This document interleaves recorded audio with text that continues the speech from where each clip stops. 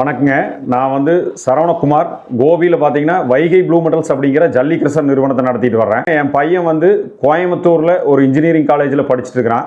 ஒரு 2 மாதம் ஃப்ரீயாக இருந்தான்.